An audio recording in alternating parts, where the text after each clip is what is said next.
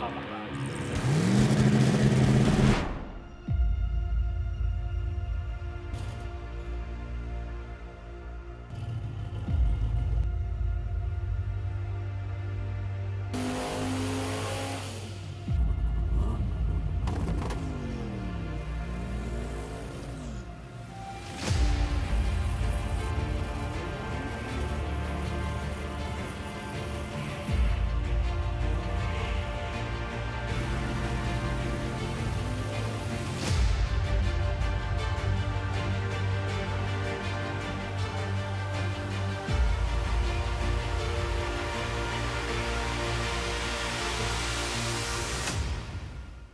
No niin, tänä viikonloppuna olisi sitten tämmönen puuhastelu viikonloppu ja tavoitteena saada vehkeet kunnolla nippuun ja jotain testivetoa pitäisi päästä tallin pihassa vetää, että jos jotain lapsuksia tulee, niin päästään heti korjaan. Ei mennä radalle vetää ekaa testivetoa, mulla on sit huonoja kokemuksia, kun mennään korjailemaan. Ei keretä edes mennä stageen, niin pakitellaan jo pois ja lähdetään korjailemaan jotain lapsuksia. Vettä valuu jostain tai vanne ottaa johonkin kiinni. Mutta tuli ihan mielenkiintoista huippumallin tulpanjohtoa USAsta. Vaihdetaan vähän tulpanjohtoa tonne, laitetaan uudet tulpat sinne ja niitä tuli pari sorttia. Nyt on tosi kylmiä tulppia tuolle metanolille ja toivotaan, että ne käy 85, että ei tarvitse vaihtaa tulppia, kun saapuu kisapaikalle. Sitä yritetään ja sitten tietysti 4 linkkiä vaihdetaan pikkasen toiset asetukset sinne, että ollaan taas liukkaalle radalle valmiina ja lähdetään sitten myöhemmin 4-pilarin nosturille, otetaan pari ammamiestä kaveriksi. Niin lähdetään sitten laittaa autovaakoihin ja sitä myöten sitten esijännitykset kuntoon ja kunnolla kaikki kohilleen. Ja sitten tonne konehuoneessa meillä on vielä reikä sen vanhan sulakerasian tilalla. Se otettiin pois, niin siellä on reikä, niin se täytyy paikkaa. Säännötkin määrää, että se on oltava peltiä toi koko tuliseinä. Niin pyöräytellään siihen tuossa kanssa jonkunlainen kotelo päälle ja siinä sitä sit onkin. Mutta siitä lähtee hommat käyntiin ja siitä pärähtää. Niin tuolla alla näkyy peltikotelo. Just ton kiinnikkeen alla ja tehtiin siihen johdolle läpivienti. Siinä. Saatiin se tosi tiiviiksi. On niinku nyt asiallinen. Sitten saatiin se vaihteiston räjähdyssuoja, niin se saatiin asennettua tosi hyvin paikalleen. Ja nyt on tosi hyvä kotelo siinä vaihevivun päällä, niin ei varmasti jumittele vaihteet. On tosiaan aski nyt kokonaan tommosessa pussistosta ympäri. On hyvä. SFI hyväksytty osa, niin ei pitäisi olla mitään epäselvää. Siellä pysyy. Toivottavasti ne aski kuitenkaan hajoaa. Onpahan nyt ainakin säännöt täyttävä auto. Niin katsotaan nyt sit vaan, miten toi käyttäytyy kadulla. Että täytyykö toi joka kisapaikalla tonne kikkailla uudelleen paikalle. Että saattaa johtaa lämpöongelmiin, kun kuitenkin tuo alumiinikuori haihduttaa tosi tehokkaasti lämpöä. Ja nyt siinä on tommonen hitomonen säkki ympärillä. Niin katsotaan. Täytyy seurailla lämpöä, että miten se toimii. Sitten seuraavaksi aletaan bensapumppua laittaa. Eli meillä on 3 Bossin 4.4 polttoainepumppua tankin sisällä ja niille ei ole enää niinku tarvetta, koska nyt kadulla ajetaan vaan siirtymiä ja tosiaan välijäähdytintä ei ole, joten ei tosiaan katuoloissa sitten 8-femmalla vedetä mitään revittelyitä. Niin. Ja otetaan tuolta kaivaa. Siellä on 3 pumppua, niin otetaan 1 pois tai sitten otetaan siltä ainakin virrat pois, niin käytetään 2 pumppua. Ja riittää suunnilleen 400 heppaa per pumppu 8-femmalla turbokasissa. Tuommoinen aito 044. Katsotaan, voisi jättää varapumpuksi tonne ottaa piuhat irti, niin lähdetään purkaan.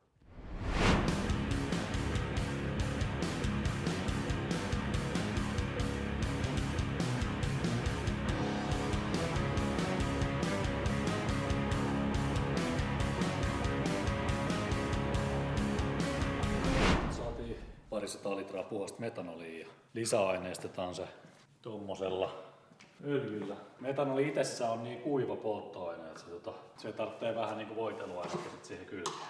Muissa polttoaineissa on jo luonnostaan ja sitten tietysti vielä tehtaat lisää niihin, mutta tää on ihan puhdasta metanolia, niin se tarvitsee sitten tämän lisänä.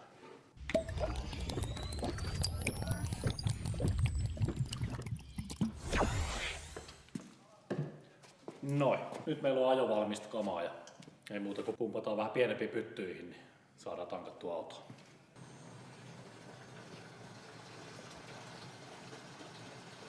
Kiinalainen sähköpumppu on ainakin toistaiseksi ajanut asiansa, että pattereilla toimii muutama pikku patteri sisään ja hyvin pumppailee. En kehtaa vielä liiaksi kehua kuitenkin Kiinasta. Se voi olla, että se ei huomenna enää toimi, mutta tähän mennessä ihan ok. Täällä mennään testilenkillä ja ei enää taida olla lämpöongelmia. Lämpö nousi kerran tonne korkeammalle ja sen jälkeen se on tässä pysynyt stabiilina. Mä oon ajanut jo 15 kilometriä, niin taitaa olla selätetty nää jutut.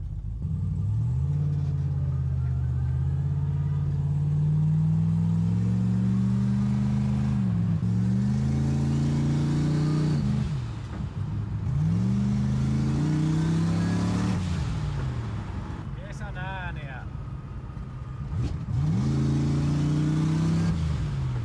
Sit vaan sliksiä alle ja testaamaan.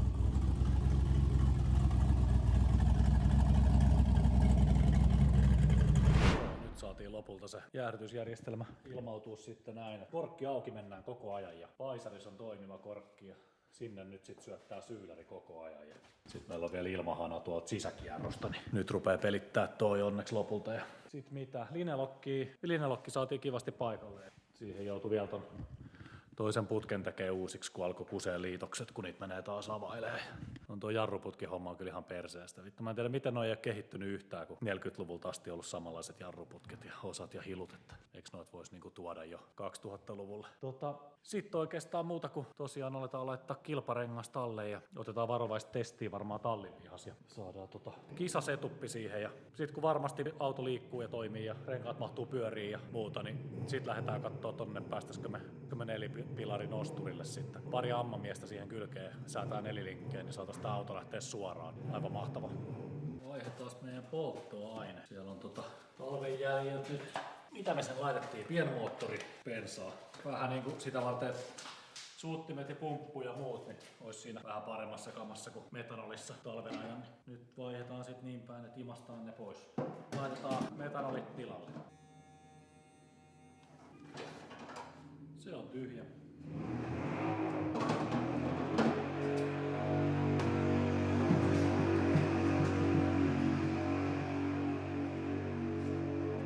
Joku sutti äänestä päätellä. Jenkeistä ostin tämmösen uuden hana. Katsotaan, onks tää hyvä. Sigvikillä huomasin tämmösen hanan, mistä pystyy nappia painamaan. Todetaan, että hana oli hyvä, mutta käyttäjä ei osaa käyttää. Vielä saa levitettyä tuohon. No niin, metanolit on tankissa ja sitten säädetään vähän taka-akseliin. Vaihdetaan ohjelmaa tietokoneeseen. Homma etenee.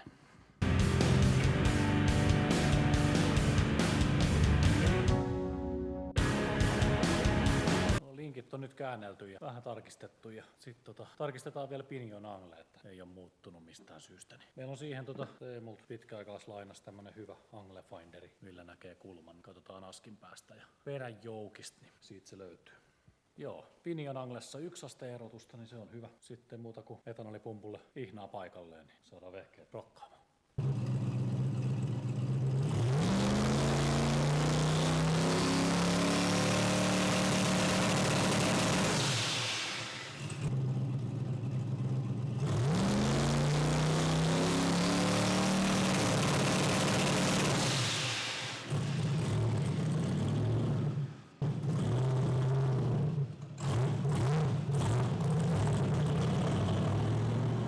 Meillä on käynyt osat vähän irti, niin säädetään vielä ulos ja sisäänjouston voimakkuuksiin noista iskareista. Tranges on helppo, kun molemmat nupit on alhaalla, niin täältä on reboundi, että ulosjouston nopeus ja sitten on kompressi, sisäänjouston nopeus. Ja tällä autolla on tapana, että se oikeata kylkeä niin painaa kovempaa, niin laitetaan sinne pari naksua tiukempi kompressi, jos se pitäisi sit oikaisi sitä koppaa vähän suoraan, että se aika paljon kiertää.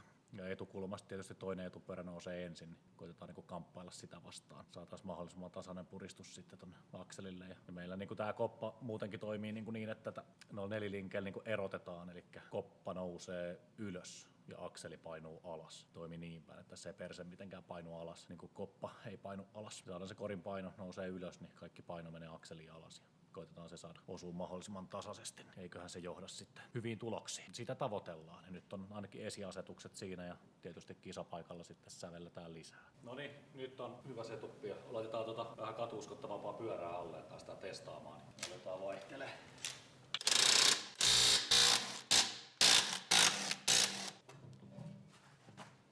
Nämä aika massiiviset spacerit, mitä ollaan tonne laitettu.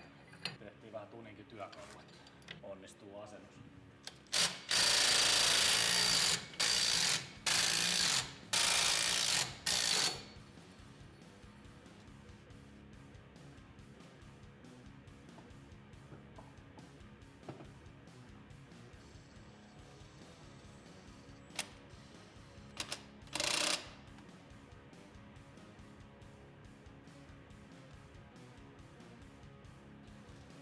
Kisa etufillarit on kyllä kevyet.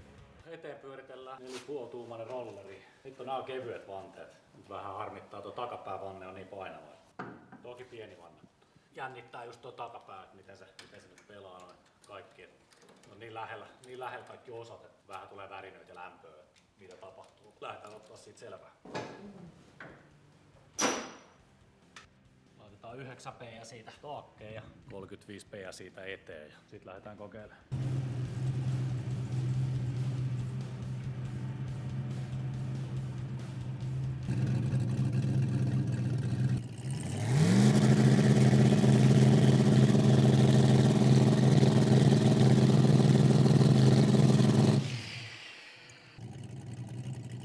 Jostain syystä en saa tuota autoa ryömiä millään eteenpäin. Joutuu laittaa ton perinteisen bumpin, että se tolleen loikkii. Että mä yritin laittaa tuolta releille niinku duty cycle ohjausta, mutta ei toimi. Se on pakko laittaa, se ei tee niinku mitään sit. Mun on pakko laittaa toi single pulse. Niin sit se tolleen loikkii. Ei se mitään, kerätään sitten pähkiä myöhemmin lisää, mutta on ainakin joku pumppi käytössä, kun ei aikaisemmin ollut. Niin hyvä, että napit toimii. Kyllä siitä sitten opitaan, miten noi pelaa. Niin saatais se ryömiä silleen tasaisesti, olisi parempi.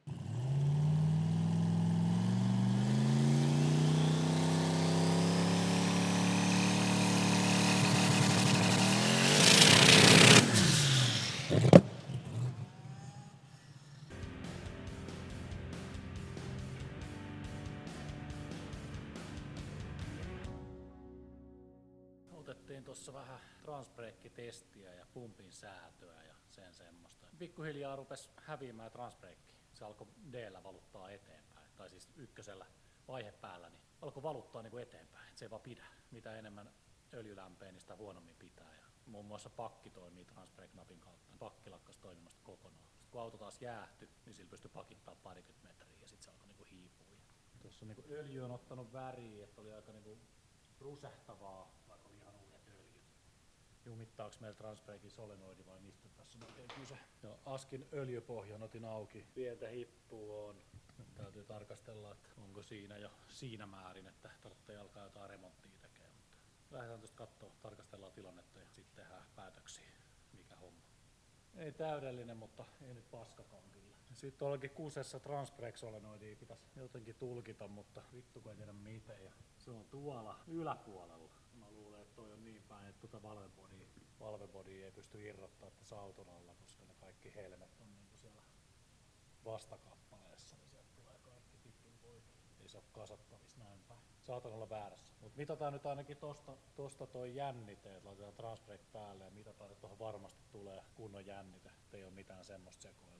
Ja testataan muutenkin, että se naksuu tossa, että jos se on jotenkin liian softi, että se on puoliksi jumissa tai auki, niin eiköhän me kuulla sekin. Katsotaan.